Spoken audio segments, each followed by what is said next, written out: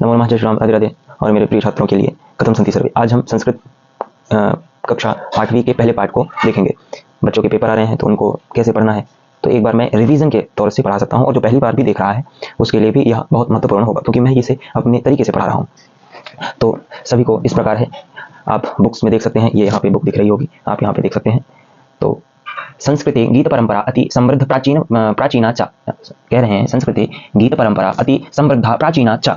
इसका अर्थ यह है, संस्कृति सप्तमी एक वचन, संस्कृत में, ठीक है, गीत परंपरा, गीत की परंपरा या गीतों की परंपरा, अति समृद्धा प्राचीना च, अति यानी बहुत पुरानी, प्राचीना बहुत पुरानी, और समृद्धा कह रहे हैं कि संस्कृत में गीत की जो परंपरा है अति समृद्ध है, यानी बहुत पुरानी है ना। क्या है? बहुत समृद्ध यानी विस्तृत और पुरानी है, ठीक है। फिर आगे, जनैहि मनसि दृढ़ संकल्प कृत्वा कथम आचरणीयम इत्यस्मिन् गीते वर्णितम।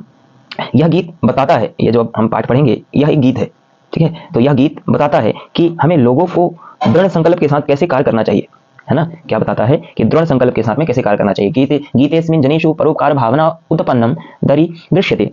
क्या बता रहा है कि हमें यह गीत बताता है कि लोगों को संकल्प के साथ में, दृढ़ता के साथ में कार्य करना चाहिए, क्योंकि कोई भी कार्य बिना किसी संकल्प के कार्य सिद्धि नहीं होती है। कोई भी कार्य, जैसे हम पढ़ने ही बैठे हैं तो बिना किसी कार्य के तो नहीं बैठे होंगे, किसी संकल्पना के साथ में या किसी संकल्प के साथ बैठे होंगे कि हमारे बच्चे के अच्छे नंबर आवे, और इसी प्रकार के कार्य, ठीक है। तो पहला श्लोक देखते हैं अपन। इसमें दिया है, मनसा सततम स्मरणीयम, वचसा सततम वदनीयम, लोकहितम मम करणीयम, लोकहितम मम करणीयम। सततम यानी होता है बेटा हमेशा, करणीयम यानी करना चाहिए, स्मरणीयम यानी सोचना चाहिए या स्मरण करना चाहिए, वदनीयम यानी बोलना चाहिए, ठीक है, करणीयम यानी करना चाहिए। समझ में आया? मनसा मन से, सततम हमेशा, स्मरणीयम सोचना चाहिए, मन से हमेशा सोचना चाहिए, वचसा सततम वदनीयम, वाणी से हमेशा बोलना चाहिए। अब कुछ तो बोलना चाहिए भाई, क्योंकि मन से हमेशा मन से हमेशा सोचना चाहिए, वचसा सततम वदनीयम, और वाणी से हमेशा बोलना चाहिए। तो क्या बोलना चाहिए? लोकहितम मम करणीयम, लोकहितम मम करणीयम। हमें अपने मन और वाणी से यह बोलना चाहिए कि लोगों का हित होवे, या लोगों का हित करना ही मुझे लोगों का हित करना है, दुनिया के लिए अच्छा होना है, दुनिया के लिए अच्छा करना है। लोकहितम मम करणीयम, लोगों का हित करना ही मेरा काम है, लोगों का हित करना ही मेरा काम है। मुझे वही करना चाहिए जो दुनिया के लिए अच्छा होवे। समझ में आया? एक बार और, हमें हमेशा स्मरण करना चाहिए, हमेशा स्मरण करते रहना चाहिए, हमें हमेशा बोलते रहना चाहिए, लोकहितम मम करणीयम, लोगों के हित के विषय में हमेशा सोचते रहना चाहिए और बोलते रहना चाहिए, ठीक है। अगले श्लोक में हम चलते हैं। न भोग भवने रमणीयम, न च सुख सैने सैनीयम। न भोग भवने यानी होता है सुख सुविधाओं के क्षेत्र में, है ना। हमारे संस्कृत में कहा जाता है भोग विलास, ठीक है। तो इसका अर्थ यह होता है कि भोग यानी सांसारिक धर्म में, सांसारिक क्रियाओं में ज्यादा आसक्त न रहते हुए हमें अपने एक लक्ष्य के प्रति अग्रसर रहना चाहिए। क्या? न भोग भवने रमणीयम, रमणीयम यानी होता है बेटा रहना चाहिए। तो न भोग भवने रमणीयम, हमें ज्यादा सांसारिक क्रियाओं में ना रहना चाहिए। न च सुख सैने सैनीयम, और ना ही आरामदेह सुख सैने, सुख यानी होता है आराम, सैने यानी होता है शयन, यानी जो सोने लायक बिस्तर होता है उसको कहते हैं। तो न सुख सैने सैनीयम, और ना ही हमें आरामदेह बिस्तर पर सोना चाहिए। अहर्निशम जागरणीयम, अहर्निशम यानी होता है बेटा हमेशा या दिन रात, ठीक है। तो अहर्निशम जागरणीयम, हमेशा जागते रहना चाहिए, ठीक है। और क्या करना चाहिए? अहर्निशम जागरणीयम लोकहितम मम करणीयम, और लोगों का हित करते रहना चाहिए। इसका तात्पर्य अब हम ऐसा ले रहे हैं कि न भोग भवने रमणीयम, हमें सुख सुविधाओं के घर पर नहीं रहना चाहिए, आरामदेह बिस्तर पर नहीं सोना चाहिए, और दिन रात जागते रहना चाहिए। और क्या करना चाहिए? इन सब काम को करते करते हमें लोगों का हित करना चाहिए। लोकहितम करणीयम, लोक यानी होता है संसार का हित करते रहना चाहिए, है ना। एक मुझे याद आ रहा है श्लोक, परेशान उपकाराणाम परोपकारा, परेशान दूसरे के ऊपर किया गया उपकार को ही परोपकार कहते हैं। ठीक उसी प्रकार हमको लोकहित की ही परिभाषा है, लोकहित का ही एक पर्याय हम कह सकते हैं कि परोपकार है, परोपकार की एक पर्याय मानेंगे हम लोकहित को, ठीक है, लोकहितम को। फिर आगे देखते हैं अपन, न जातु दुखम गणनीयम, न च निज सौख्यम मननीयम, कार्य क्षेत्रे त्वरणीयम, लोकहितम मम करणीयम, लोकहितम मम करणीयम। न जातु दुखम गणनीयम कहता है, व्यक्ति में ऐसी एक धारणाएं होती हैं कि व्यक्ति सुख से ज्यादा दुखों की गणना करता है, सुखों की भी करता है, पर एक स्तर पर दोनों की करता है।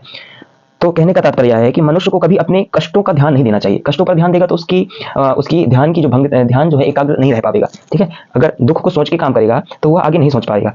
तो न जातु दुखम गणनीयम, अपने दुख को ना सोचे, ठीक है। न च निज सौख्यम मननीयम, और ना ही अपने हित की बात जान करके कोई कार्य करे, है ना। क्या कह रहा है? और अपने लिए क्या कह रहा है? खुशियों के बारे में भी सोचना ना चाहिए, ठीक है। फिर क्या कह रहा है? कार्य क्षेत्रे त्वरणीयम, मुझे कार्य क्षेत्र में तत्पर रहना है। क्या कह रहा है? कार्य क्षेत्रे त्वरणीयम, कार्य क्षेत्रे, तो क्या बताया हमने? कार्य क्षेत्रे त्वरणीयम, कार्य क्षेत्रे त्वरणीयम लोकहितम मम करणीयम। कार्य क्षेत्रे त्वरणीयम का अर्थ यह होता है कि हमें कार्य में तत्पर रहना, त्वरणीयम यानी तुरंत, हमें कार्य के लिए तत्पर रहना चाहिए तुरंत।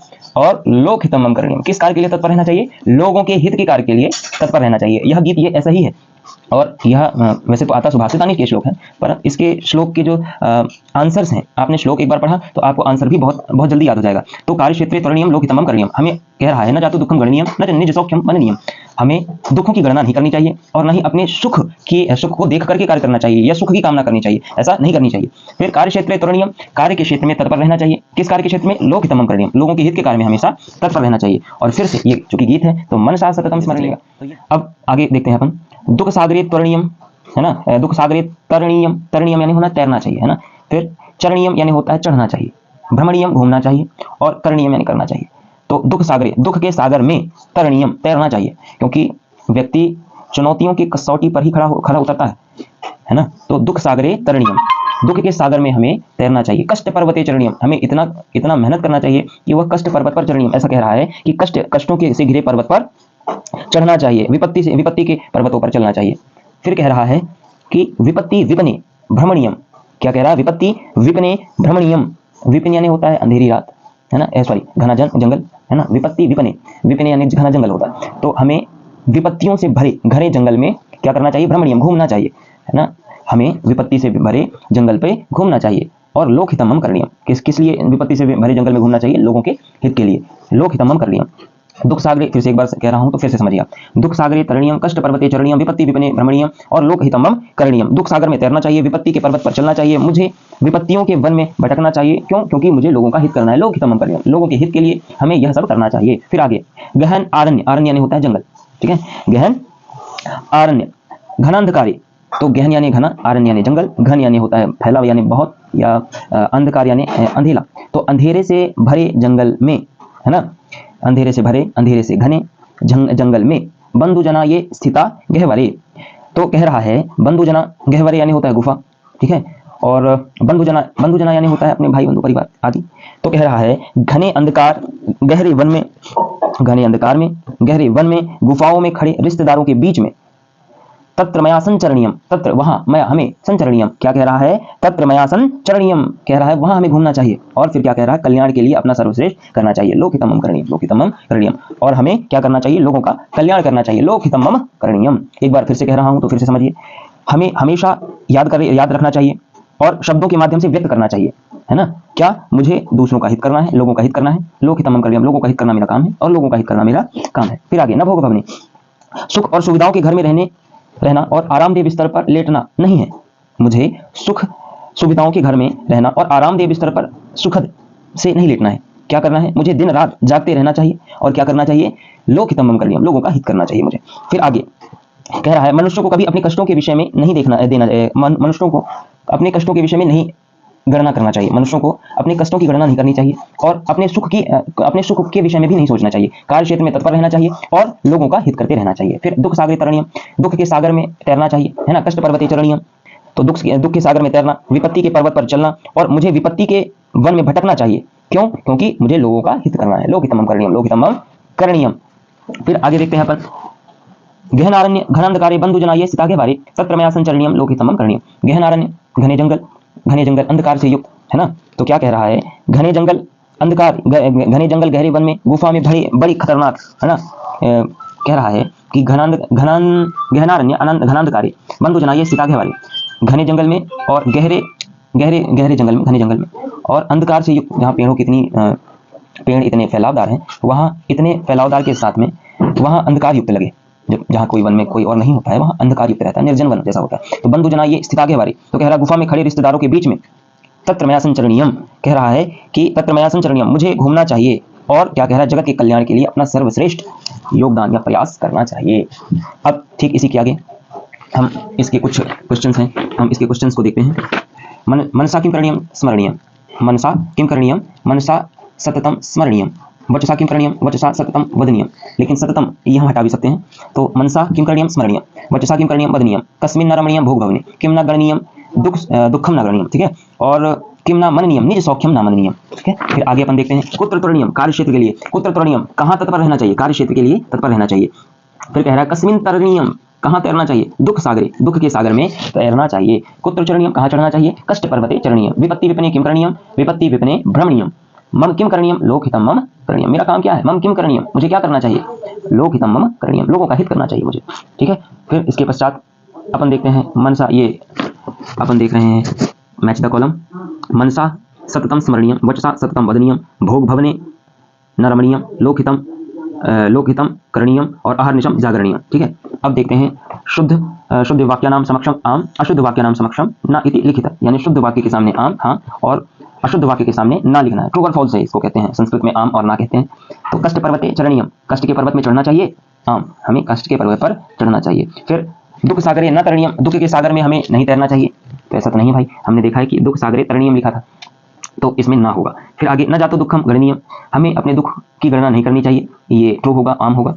विपत्ति विपने न भ्रमणीयम, विपत्ति के वन में हमें नहीं घूमना चाहिए, है ना, अंधकारयुक्त जंगल में हमें नहीं घूमना चाहिए, ये गलत है, हमें ऐसा करना चाहिए, है ना, हमें विपत्ति विपने भ्रमणीयम है वो। ठीक है, तो यहाँ पे ना लिखा है इसलिए ये गलत होगा। फिर अहर्निशम जागरणीयम, हमेशा जागते रहना चाहिए, तत्पर रहना चाहिए कार्य के लिए, बिल्कुल सही होगा। उचित पदेन रिक्त स्थानम पूर्यत, उचित पदम रिक्त स्थानम पूर्यत, बंधुजनाये स्थिता गहवरी। ठीक, लोकहितम करणीयम, भोग भवने न रमणीयम, कार्यक्षेत्रे त्वरणीयम, कष्ट पर्वते चरणीयम। ठीक है, अब आगे देखते हैं। लोकहितम, नामोल्लेख पूर्वकम समास विग्रहम कुरुत, अर्थात जो नाम उल्लेखित किए गए हैं उनका समास विग्रह करना है, समास विग्रह करना है। ठीक है, तो सबसे पहले तो अपन जान लेते हैं समास होते क्या हैं। ठीक है, तो पहले अपन तो ये जानना होगा कि समास होता क्या है ना। अगर हम समास को जान रहे हैं तो कम से कम एक आवरण तो बना सकते हैं अपन कि समास क्या है। तो मैंने आप लोगों को बताया था सम सनम समासः, है ना, तत्र सम सनम समासः। कहते हैं समास जो होता है वो दो या दो से अधिक वर्णों को या शब्दों को या वाक्यों को एक वाक्य बनाने के लिए करता है। समास का मतलब ही होता है संक्षेपीकरण को ही समास कहते हैं। ठीक है, समास का कार्य होता है अधिक बड़े शब्द या वाक्य को एक शब्द में करना या कम करना। ठीक है, तो समास को अगर देखें अपन तो समास जो बनता है समपूर्वक अस धातु से, है ना, घई प्रत्यय के योग से समास शब्द की निष्पत्ति होती है और लगभग जिसमें सु की प्राप्ति हो जाने पर पुल्लिंग प्रथमा एक वचन विभक्ति में यह समास पद सिद्ध होता है।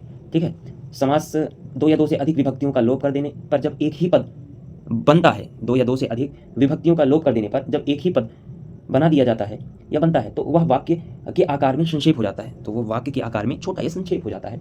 इसको सिद्ध करने के लिए एक पंक्ति दी जाती है, क्या, तत्र सम सनम समासः, है ना, अर्थात दो या अनेक पदों का एक में हो जाना वास्तविक संक्षेपीकरण कहलाता है। ठीक है, और इसी को समास कहा जाता है।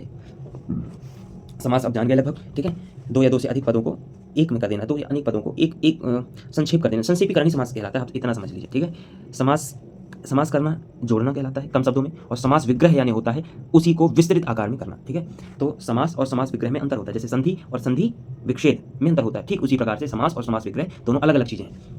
अब समझते हैं अपन कि हमारे बुक में क्या है। तो आप देख सकते हैं कि नामोल्लेख पूर्वकम समास विग्रहम कुरुत लोकहितम।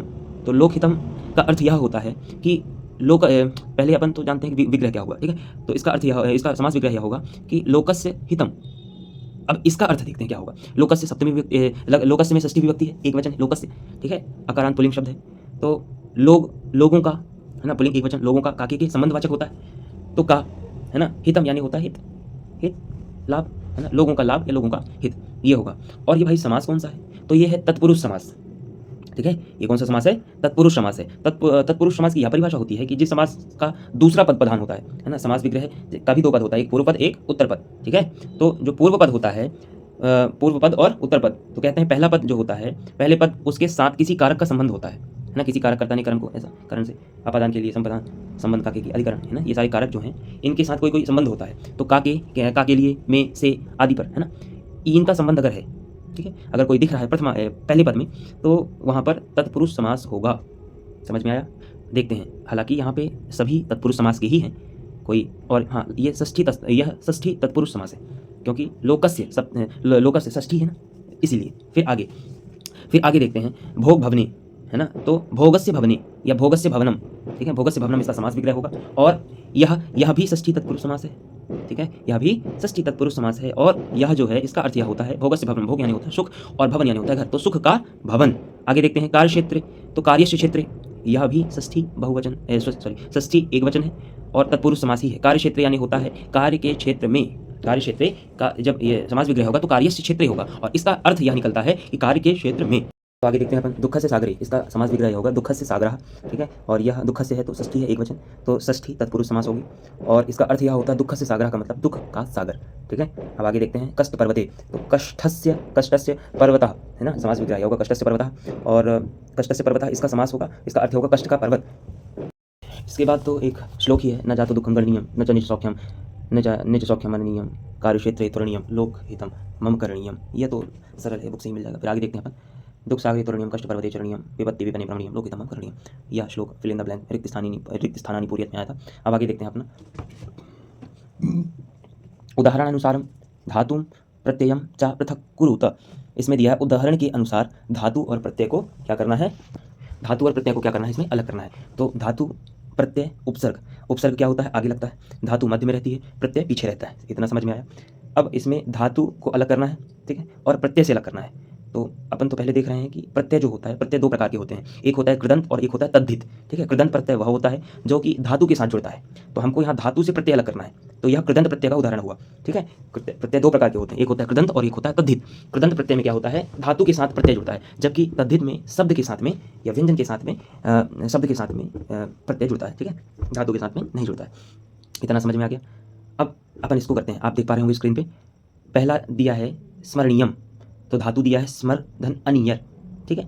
अगला अपन को करना है करणीयम, क्री धातु धन अनीय, ठीक है, अनियर होगा, अनीय लिखा है। फिर आगे शयनीयम, ठीक है, सॉरी रमणीयम है, रमणीयम में रम धातु है और अनीय प्रत्यय है, ठीक है। सभी में अनियर ही प्रत्यय है, इतना सभी आपको क्लियर होना चाहिए, सभी में अनीय ही प्रत्यय है।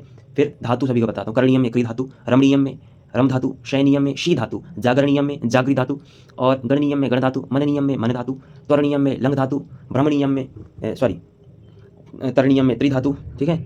त्वरणीय आप ध्यान से समझिए, त्वरणीयम में लंग धातु है और तरणीयम में त्रि धातु, भ्रमणीयम में ब्रह्म धातु और संचरणीयम में चर धातु है। इतना सभी को क्लियर हुआ। और प्रत्यय सभी में अनियर ही है, अनियर की ही है पहचान होती है। अनियर की पहचान होती है कि शब्द के अंत में यम लगा रहता है ना, बड़ी अनियर में नियम ऐसे लगा रहता है, बड़ी की मात्रा रहती है और यम लगा रहता है अनियर प्रत्यय में, ये फिक्स है, होएगा ही होएगा, आप सभी में देख सकते हैं। आगे देखते हैं प्रश्न नंबर 9, मम कर्तव्यम विषये संस्कृते मम कर्तव्यम इति विषयम अवलंब्य संस्कृते 10 वाक्यानि लिखित। कह रहा है कि मम कर्तव्यम, इस विषय पर संस्कृत में 10 वाक्य लिखिए। कितना है, 10 वाक्य बनाने हैं। तो किस पे, मम कर्तव्यम पर, तो अपने कर्तव्य पे 10 वाक्य बनाना है। मम कर्तव्यम अध्ययनम अस्ति, मेरा कर्तव्य क्या है, अध्ययन करना, पढ़ाई करना मेरा कर्तव्य है। फिर कह रहा है मम कर्तव्यम मातृपितृ सेवा अस्ति, मेरा कर्तव्य माता पिता की सेवा है। मम कर्तव्यम गुरु सम्मानः, मेरा कर्तव्य गुरु का सम्मान करना है। मम कर्तव्यम समय पालनम अस्ति, मेरा कर्तव्य क्या है, टाइम पंक्चुअलिटी, है ना, समय का पाबंद होना है, ठीक है। मम कर्तव्यम राष्ट्र सेवा, मेरा कर्तव्य क्या है, राष्ट्र की सेवा ही मेरा कर्तव्य है। फिर आगे देखते हैं, फिर मम कर्तव्यम स्वच्छता पालनम, मेरा कर्तव्य स्वच्छता का पालन करना है। मम कर्तव्यम सत्यवचनम, मेरा कर्तव्य सत्यवचन, अच्छा साफ सत्य बोलना है। मम कर्तव्यम परोपकार, मेरा कर्तव्य क्या है, परोपकार, परिश्रमोपकाराणाम परोपकार, दूसरों के ऊपर उपकार करना है, ठीक है। फिर क्या कहता है, मम कर्तव्यम नियम पालनम, एक नियम बनाकर उसका पालन करना है मेरा कर्तव्य। मम कर्तव्यम लोकहितम, लोगों का हित करना ही मेरा कर्तव्य है। फिर आगे लोकहितमं करणीयम इत्यस्मिन् पाठे आगतानि अव्ययानि चित्वा लिखित। कह रहा है कि इसमें लोकहितमं करणीयम, इस पाठ में जितने अवयव आए हैं उनको चुन करके लिखना है। अवयव क्या होते हैं, जो बदलते नहीं हैं, तीनों लिंग, ठीक है, पुल्लिंग स्त्रीलिंग नपुंसकलिंग, सातों विभक्तियां, तीनों वचन, ठीक है, इन किसी में भी इनका परिवर्तन नहीं होता है, सभी में समान रूप से चलते हैं। कौन, वह अवयव कहलाते हैं। ना वयति इति अव्ययः, इसका व्यय ना हो, जिसका बदलाव ना हो, कह सकते हैं। तो क्या होते हैं, इसमें कौन कौन सा है, ना, चा, अपि, एव, तू और ही, ठीक है। इतने ही अवयव आए हैं। आज आपका यह पाठ 1 संपन्न हुआ।